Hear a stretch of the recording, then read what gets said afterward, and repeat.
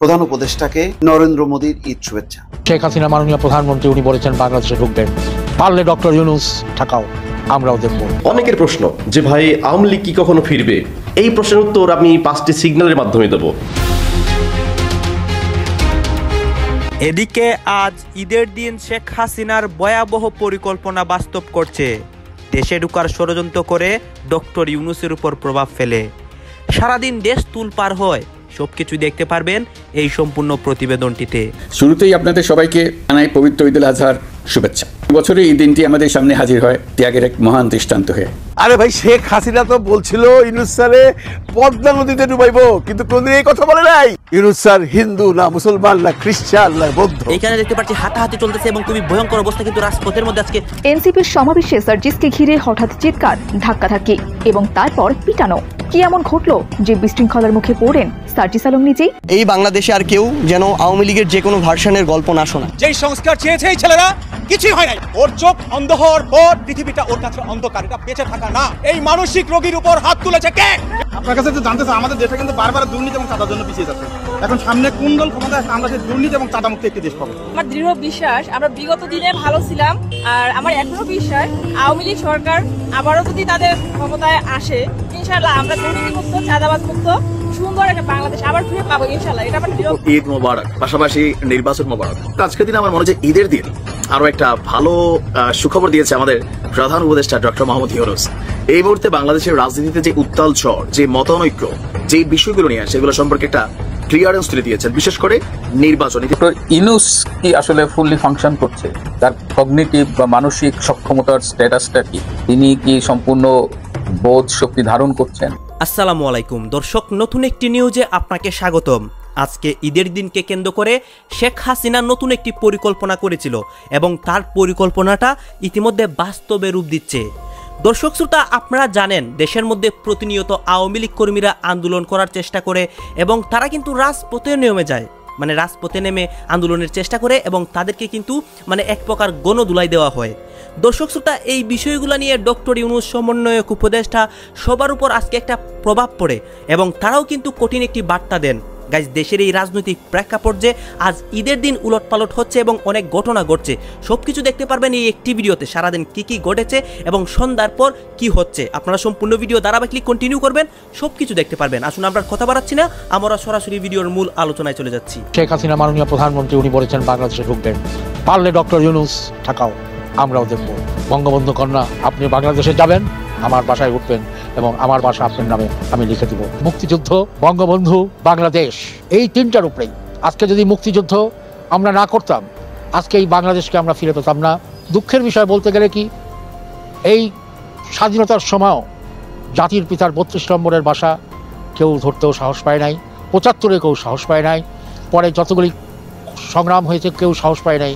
কিন্তু এই 24শে আগস্ট মাসে বঙ্গবন্ধুকে শাহাদত করা হয়েছিল।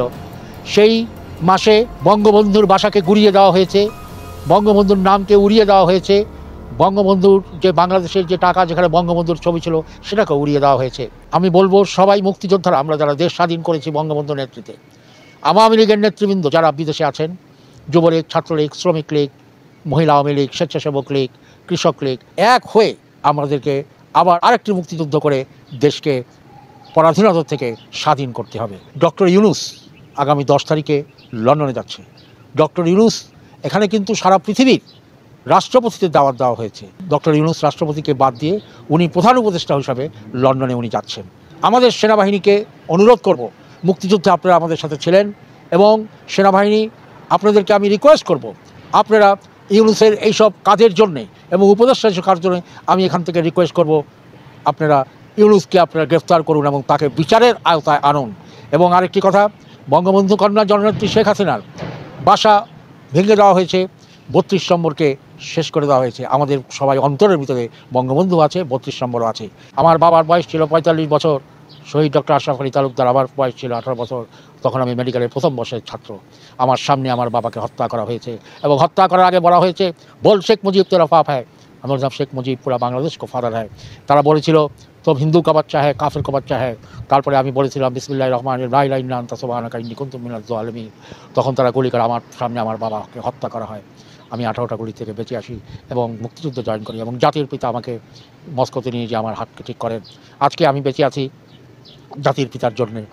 আজকে বঙ্গবন্ধু কন্যা, আপনার কোনো ভয় নাই, আমি বেঁচে আছি আমার শেষ রক্তবিন্দু পর্যন্ত। আপনার ঈদ মোবারক, পাশাপাশি নির্বাচন মোবারক। দেশে বিদেশে যেখান থেকে আমাদের আজকে এই ভিডিওটি দেখছেন, আশা করি সবাই ভালো আছেন এবং পরিবারের সাথে অথবা প্রবাসে ঈদুল আজহা পালন করেছেন। আল্লাহ সবাইকে সুখ, শান্তি, সমৃদ্ধি দান করুক।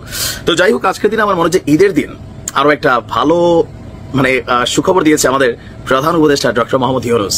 এই মুহূর্তে বাংলাদেশের রাজনীতিতে যে উত্তাল ঝড়, যে মতানৈক্য, যে বিষয়গুলো নিয়ে সেগুলো সম্পর্কে একটা ক্লিয়ারেন্স তুলে দিয়েছেন। বিশেষ করে নির্বাচন, ইতিমধ্যে জেনে গেছেন এপ্রিলের প্রথমার্ধে নির্বাচনের ইস্যুটা সামনে চলে আসছে। আর আরেকটা বিষয় ছিল সেটা হচ্ছে করিডোর। করিডোরের যে আলোচনাটা সারা বাংলাদেশে ছড়িয়ে পড়েছে, সেটা কিন্তু আমাদের সরকারের ভেতর থেকেই একজন উপদেষ্টা তিনি প্রথম আলোচনা করেছিলেন। এরপরে যখন এটা নিয়ে রাজনৈতিক দলগুলো, সেনাবাহিনী বা আমজনতা এটা নিয়ে প্রতিক্রিয়া জানালো, পরবর্তী সময় বিষয়টা আবার একটু পরিবর্তন হয়ে গেল। তো যাই হোক, এবার করিডোরের ইস্যুটাতেও আমাদের আজকে ডক্টর মোহাম্মদ ইউনূস তিনি বিভিন্ন ইস্যুতে বক্তব্য দিয়েছেন। আর এই বক্তব্যে করিডোর বিষয়টাকে তিনি ক্লিয়ারেন্স করেছেন যে আসলে ঘটনাটা কি। মিয়ানমারকে করিডোর দিয়েছে আসলে এরকম প্রচার হয় নাই যে দিবে। আমরা যারা এটা নিয়ে সমালোচনা করেছি, আলোচনা করেছি, আমরা বলছি যে সরকার এরকম একটা প্রস্তাবনা পাইছে বা সরকার এরকম একটা প্রস্তাবনার দিকে যাচ্ছে, দিচ্ছে না। ডক্টর মোহাম্মদ ইউনূসের এই জায়গাটা একটু ভুল ছিল। তো দিয়েছে বলে যে অপপ্রচার চালানো হয়েছে তা মিথ্যা। অবশ্যই এখানে দিয়ে দিছে এই কথা বলা হয় নাই, হয়তো টুকিটাকি কেউ বলেছেন।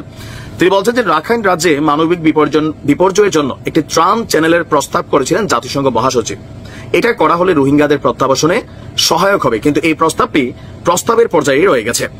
জাতির উদ্দেশ্যে দেওয়া ভাষণে ডক্টর ইউনূস বলছেন, আপনারা জানেন আমাদের দেশে এখন 12 লক্ষ রোহিঙ্গা বসবাস করছে। প্রায় 1 লক্ষ রোহিঙ্গা এসেছে 2023 থেকে 24 সালের সেপ্টেম্বর সময়কালে, যখন রাখাইন রাজ্যে ব্যাপক যুদ্ধাবস্থা বিরাজ ছিল। সেখানে চলমান সংঘাত এবং মানবিক পরিস্থিতির কারণে এখনো অনেকে আসতে চেষ্টা করছেন। রোহিঙ্গাদের বাংলাদেশে আসা বন্ধ করতে এবং যারা ইতিমধ্যে বাংলাদেশে অবস্থান করছেন তাদের প্রত্যাবর্তনের জন্য আমরা উদ্যোগ নিয়েছি। আমরা যখন দায়িত্ব গ্রহণ করেছিলাম, রোহিঙ্গা ইস্যুটি প্রায় মৃত ছিল, আন্তর্জাতিক এজেন্ডা থেকে এটা ঝরে পড়েছিল। সেই অবস্থা থেকে আমরা ইস্যুটিকে বিশ্ববাসীর দৃষ্টির সম্মুখভাগে নিয়ে এসেছি। আমি গত বছর সেপ্টেম্বর মাসে জাতিসংঘ সাধারণ পরিষদে রোহিঙ্গা বিষয়কে একটি আন্তর্জাতিক সম্মেলনে অনুষ্ঠানের আহ্বান জানিয়েছিলাম। আর জাতিসংঘের সকল সদস্য রাষ্ট্র এই বিষয়ে একমত হয়েছে এবং তারা একটি উচ্চ পর্যায়ের আন্তর্জাতিক সম্মেলনের আয়োজন করার সিদ্ধান্ত নিয়েছে। আর এবছর সেপ্টেম্বরে যুক্তরাষ্ট্রের নিউ ইয়র্কে এই বিষয়টা নিয়ে একটা সম্মেলন অনুষ্ঠিত হবে।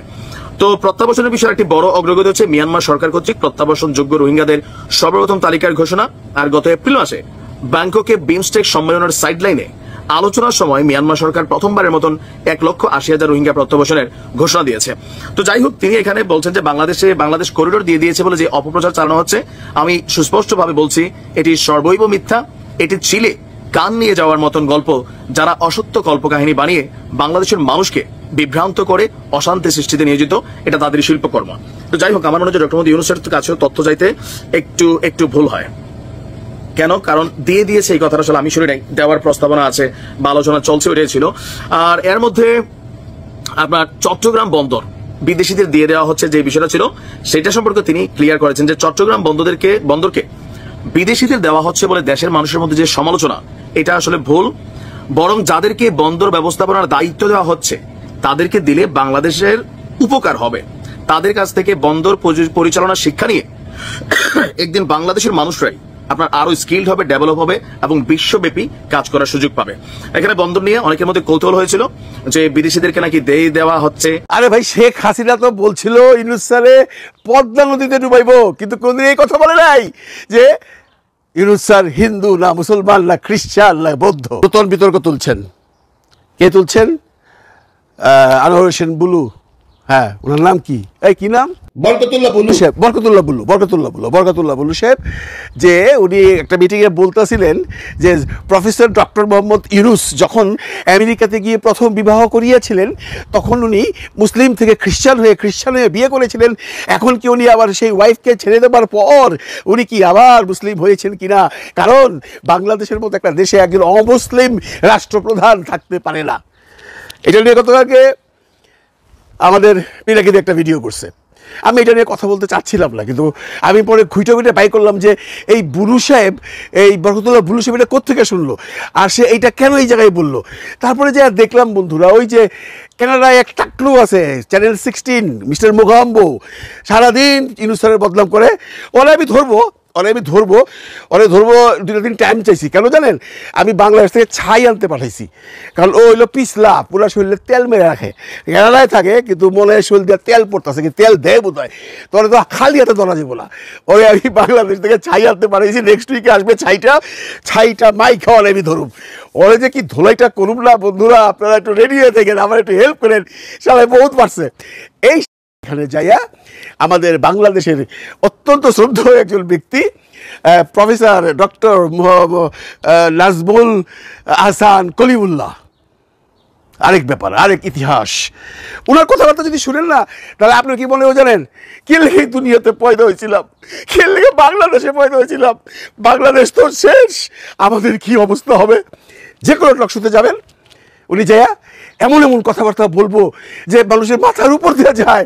আচ্ছা, বলতেছে একদিন একটা টকশোতে দেখলাম, র্যাপিডো বিমান হামলা করলে বাংলাদেশ তো শেষ হয়ে যাবে। তার কথা কি জানেন? র্যাপিডো মানে বারবার আমাদেরকে বিমান হামলা করতে পারে যে কোনো সময় করে, যে কোনো সময় এই চিটাগাং এলাকার, চিটাগাং কক্সবাজার বাদ দিয়ে চিটাগাংয়ের আশেপাশের সমস্ত এলাকা নিয়ে নেবে বারবার। ওদিকে 7 সিস্টার নিয়ে বাংলাদেশের সাথে ইউনূস সাহেব আঙ্গুলি করছে। এখন নরেন্দ্র মোদী 7 সিস্টার তো রাখবেই, সাথে রংপুর, দিনাজপুর ওই সেক্টরটা নিয়ে নেবে। আর এদিকে আমেরিকার সাথে ইউনূস একটা চুক্তি করে ফেলাইছে, সেন্ট মার্টিন দিয়ে দিছে। সেন্ট মার্টিন, কক্সবাজার এগুলা সব বান্দরবন নিয়ে আমেরিকা নিয়ে নিবে। কথা শুনলে আপনার লোম খাড়াইয়া যাব, আপনার মনে হইব কি ভাই যা জিনিসপত্র আছে, টাকা পয়সা আছে, এগুলো লইয়া লন্ডন দেশে জায়গা, বাংলাদেশ তো ভাইঙ্গা খান হয়ে যেতেছে। এই ভদ্রলোক হলো এরকম। উইথ ডিউ রেসপেক্ট, একটা ইউনিভার্সিটির ভিসি ছিলেন আপনি, বন্ধুরা ওনার সম্পর্কে একটু জানিয়ে দিই আগে। প্রধান উপদেষ্টাকে নরেন্দ্র মোদীর ঈদ শুভেচ্ছা। এইসব শুভেচ্ছা জানানোর মধ্য দিয়ে কয়েকটা জিনিস ভালো লাগে। একটা হলো যে ডক্টর মোহাম্মদ ইউনূসকে মেনে নিয়েছেন, এটা বারবার ভারত প্রমাণ করছে। এবং এই ঈদের শুভেচ্ছার মধ্য দিয়ে আরেকটা জিনিস হলো যে হয়তো একটা সম্পর্কের অগ্রগতির সম্ভাবনা থাকে, এবং এটা খুবই দরকার। বাংলাদেশের সবচেয়ে বড় প্রতিবেশী ভারতেরও বোধহয় এত মানে বিপুল সীমানা নিয়ে অন্য কোনো প্রতিবেশী আছে কিনা জানি না, চীন থাকতে পারে, কিন্তু আমার কাছে মনে হচ্ছে যে বাংলাদেশই হয়তো দুইটা দেশের সবচেয়ে বড় প্রতিবেশী। কিন্তু 5ই আগস্টের পট পরিবর্তনের পর সম্পর্ক এখন বলা যায় তলানিতে। এর মধ্যে ব্যাংককে বিমস্টেক সম্মেলনের ফাঁকে 2 নেতার মধ্যে দেখা হয়েছে, কথা হয়েছে, উপহারও দিয়েছেন ডক্টর মোহাম্মদ ইউনূস, স্মৃতিচারণ। তাও সেই নরেন্দ্র মোদী যে তাকে একটা অ্যাওয়ার্ড দিচ্ছেন, সেই অ্যাওয়ার্ডের ছবি দিয়েছেন, কিন্তু তাতেও খুব একটা অগ্রগতি হয়নি। কি 7 সিস্টার নিয়ে তার মন্তব্যে ব্যাপক প্রতিক্রিয়া। আর এখন সীমান্তে চতুর্দিক দিয়ে পুশিং করার চেষ্টা করছে ভারত, উত্তেজনা, কাঁটাতার বেড়া উত্তেজনা। সবচেয়ে বড় আঘাতটা হচ্ছে আমদানি রপ্তানি বাণিজ্যে নিষেধাজ্ঞা দেওয়া, যে স্থল পথে বাংলাদেশে কোনো পণ্য ঢুকতে পারবে না, সব হলো সমুদ্র পথে। ফলে একটা বিশাল একটা ধাক্কা রপ্তানিকারকদের জন্য, একই সঙ্গে আমদানিকারকদের জন্য। বাংলাদেশও কিছু কিছু নিষেধাজ্ঞা দিয়েছে, কিন্তু বাংলাদেশ আর কতই বা পণ্য আনে, তার চেয়ে বেশি পণ্য যায় বাংলাদেশের পণ্য তৃতীয় কোনো দেশে। তো সেই জায়গায় প্রতিবন্ধকতা তৈরি করেছে। এর ফলে স্বাভাবিকভাবেই সম্পর্ক একেবারে অবনতি। এছাড়া সীমান্ত হত্যা তো আছেই। সব মিলিয়ে পরিস্থিতি ভালো না। অব্যাহতভাবে ভারতের বিভিন্ন প্রান্তে আওয়ামী লীগের নেতারা বসে তারা নানা রকম বক্তব্য দিচ্ছে, বিবৃতি দিচ্ছে, উত্তেজনা আরো বাড়ছে। এর মধ্যে ট্রায়াল শুরু হয়েছে, শেখ হাসিনাকে আত্মসমর্পণ করতে বলা হয়েছে, তিনি করেননি, তিনি দিল্লিতেই আছেন। দিল্লিতে শুধু আছেন তা না, সেখানে রীতিমতো রাজনীতিতে তৎপর। এইসব কারণে সম্পর্কটা কোনোভাবেই ভালো হচ্ছে না।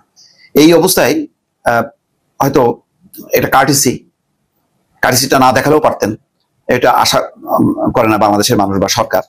তারপরেও তিনি কার্টিসি দিয়েছেন। সেই কার্টিসিটা সত্যি সত্যি যদি আন্তরিক হয় তাহলে তো 2 দেশের জন্যই ভালো।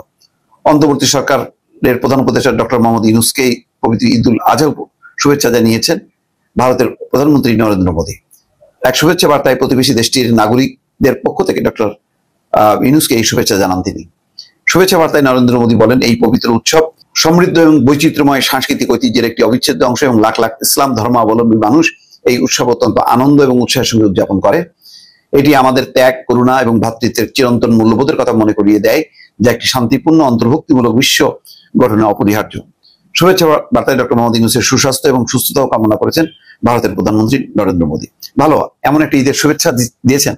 সম্ভবত বাংলাদেশে গরু কুরবানি হয়, কিন্তু ভারতের অনেক রাজ্যে গরু কুরবানি বা গরু কাটা নিষিদ্ধ। এটা মুসলমানদের জন্য খুবই অবমাননাকর।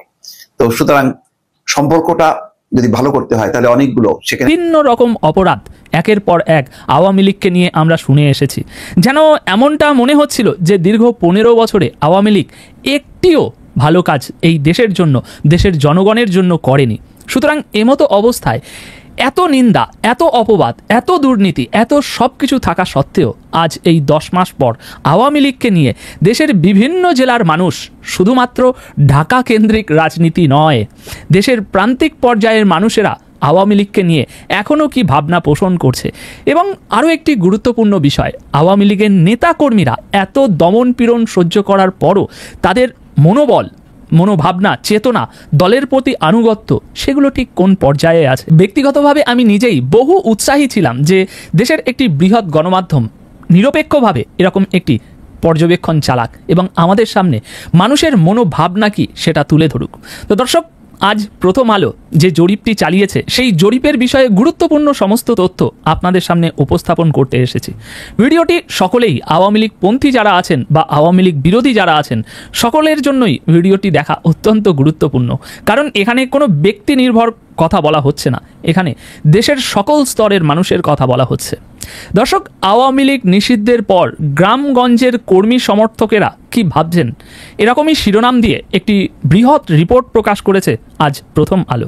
এখন এই ভিডিওটিতে আমরা মূলত খুঁটিয়ে দেখব যে মানুষের মনোভাবনা কি আওয়ামী লীগকে নিয়ে, সেই বিষয়টাই গুরুত্ব সহকারে আমরা একটু বোঝার চেষ্টা করব।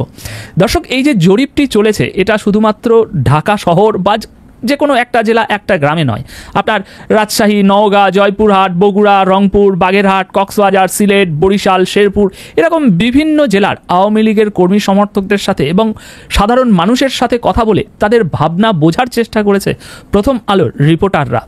কর্মী সমর্থক ছাড়াও শিক্ষক, সাংবাদিক ও এনজিও কর্মীদের কাছে থেকেও আপনার টেলিফোনে ইন্টারভিউয়ের মাধ্যমে তথ্য সংগ্রহ করেছে প্রথম আলো। এখন সরাসরি আমরা তথ্যে চলে যাচ্ছি। দর্শক, তথ্য যা পাওয়া গেছে সেই অনুযায়ী আওয়ামী লীগের কর্মী সমর্থকেরা এক অভিন্ন অনুভবের ভিতরে আছেন।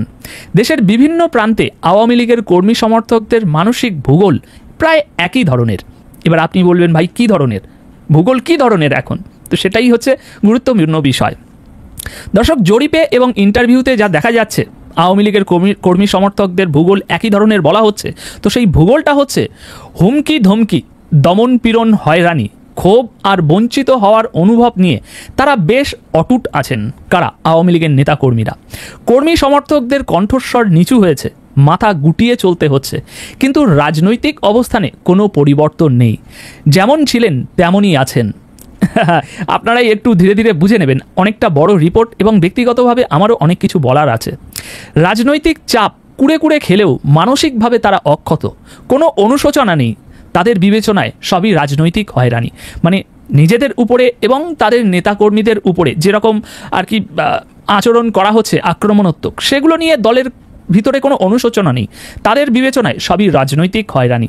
তারা পরিস্থিতি বুঝে পাবলিক পরিসরে চলাফেরা করছেন, দলের প্রতি আনুগত্য তাদের কালিমা লিপ্ত হয়নি। যে আনুগত্য ছিল এত দমনপীড়ন হওয়া সত্ত্বেও, বর্তমান সরকারের থেকে আওয়ামী লীগকে দেওয়া বিভিন্ন তকমা, এগুলো সত্ত্বেও দলের প্রতি আনুগত্য একটুও কালিমা লিপ্ত হয়নি দলের নেতাকর্মীদের। জরিপে এমনটাই আমরা দেখতে পাচ্ছি।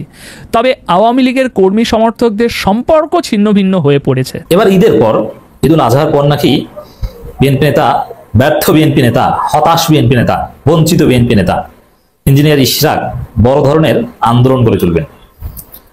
এখন মানুষ মুহূর্তের মধ্যে ট্রল করছে যে আবারও সেই ঈদের পরের বিএনপি। আসলে ইশরাকের কিছু করার নেই। যমুনা টিভি একটা সুন্দর শিরোনাম করেছে যে ঈদের পর দুর্বার আন্দোলন গড়ে তোলা হবে বিএনপি নেতা ইশরাক, এই শিরোনামে। তখন মানুষ হাহারি একটা বন্যা বইয়ে দিয়েছে, মন্তব্য সব ইশরাকদের বিরুদ্ধে, যে ঈদের পর আন্দোলন। মানে আসলে এদের লজ্জা শরম বলতে কিছু নেই। বিএনপি যদি লজ্জা শরম থাকতো তাহলে ঈদের পর আন্দোলন এই ধরনের শব্দ বলতো না। বলতো যে 1 মাস পর আন্দোলন, 1 সপ্তাহ পর, 15 দিন, দিন বলতো, তারিখ বলতো, ঈদের পর শব্দটা বলতো না। আজ থেকে 15-20 বছর পর যখন বিএনপির ইতিহাস লেখা হবে যে once upon a time there was a great political party named BNP, যার কালের বিবর্তনে হারিয়ে গিয়েছে, সেই বিএনপির হারানোর পরিক্রমা ছিল। তারা বলেছিল যে ঈদের পর আন্দোলন করবো, ঈদের পর আন্দোলন করবো, 15 বছর এই কথা বলেছিল, কিন্তু সেই ঈদ আর আসেনি। এরপরে আন্দোলন বিএনপি করতে পারেনি, কিন্তু অন্য কেউ আন্দোলন করে হাসিনা পতন ঘটালো। তারপর ইউনূসের বিরুদ্ধে ঈদের পর আন্দোলনের কথাই বিএনপি বলতো, কিন্তু সেই ঈদও আর আসেনি। এভাবে ইতিহাস লেখা হবে। ঈদের পর একটা বিএনপির ইতিহাসের সাথে ওতপ্রোতভাবে জড়িত হয়ে থাকবে, ধ্বংসের ইতিহাসের সাথে। তো দর্শক, ইঞ্জিনিয়ার ইশরাকের বিষয়টা তো কার্যত ফয়সালা হয়ে গিয়েছে। এখনো আন্দোলন করবে কিসের? রিট করেছে, কোর্টে গিয়েছে, শেষ পর্যন্ত আপিল ডিভিশন কি বলেছে? আপিল ডিভিশন বলেছে নির্বাচন কমিশনের বিষয়ে শপথ দেওয়া না দেওয়া এ বিষয়ে আমাদের কিছু বলার নেই। নির্বাচন কমিশন সাংবিধানিকভাবে তারা দায়িত্ব পালন করবে। নির্বাচন কমিশনও বলে দিয়েছে যে আমাদের যে কাজ গেজেট প্রকাশ করা সেটা আমরা করে দিয়েছি, এখন গেজেটের মেয়াদ শেষ কি শেষ না ওটা আমাদের দেখার বিষয় না। আর সরকার বলেছে শপথ পালনের সুযোগ নেই, আর গেজেটের মেয়াদই শেষ, এখানে কিসের ভিত্তিতে শপথ পড়াবে? এখন নিজে নিজে শপথ পড়া ছাড়া ইঞ্জিনিয়ার ইশরাকের সামনে আর কিছু করা নেই। এখন ইশরাক বলছেন যে ঈদের পর আন্দোলন করবে। আচ্ছা, ঈদের পর আন্দোলন করবে ভিত্তিটা কি? যেখানে আপিলের ডিভিশনের খেলা শেষ, নির্বাচন কমিশনের খেলা শেষ, গেজেটের মেয়াদ শেষ, তোরা আন্দোলনটা করবি কি হাওয়ার উপর ভিত্তি করে? মিনিমাম একটা যুক্তি। এর আগের তো একটা ভিত্তি ছিল যে না, আমার নামে গেজেট প্রকাশ করা হয়েছে, রায় এসেছে, রায়ের ভিত্তিতে ইসি গেজেট প্রকাশ করেছে, এখন আমাকে শপথ পড়াও, এই ভিত্তিটা ছিল। এখন ভিত্তিটা কি? কিসের উপর ভিত্তি করে বলবে যে আমাকে শপথ পড়ানো হবে? কিসের উপর ভিত্তি করে ঈদের পর আন্দোলন করবে?